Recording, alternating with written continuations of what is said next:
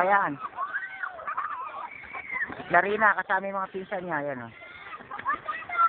Larina, nakasandong at ulan. Sa gitna, pinsan niya si Andak. Kaway dito na, kaway, lapit.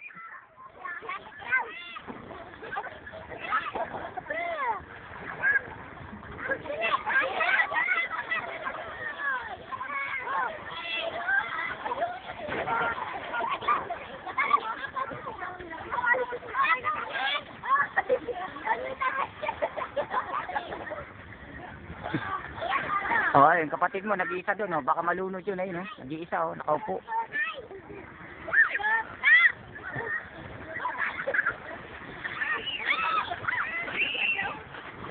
Okay. Ayan, ilog na ilog. Ayan. So ako.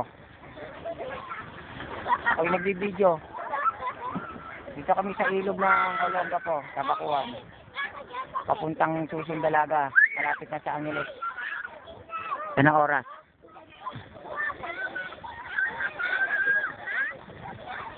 Etsa. Alas 12 ng tanghali. Dito kami naninisid nung wala pa si Clarina. Dito ako madalas manguli ng tilapia. Dito ako namamana. Baka next week nandito kami babalik ako. Ayusin ko yung mga pana ko sa mga panisid. Itong ilog na to, ayan. Malalim pa yan, oh. Ayun, oh. Diyan nalunod yung pinsan nila. Lalaki. Ano na, mga 16 years old na, sayang. Hindi lang marunong lumangoy. Kalakasan kasi ng tubig noon.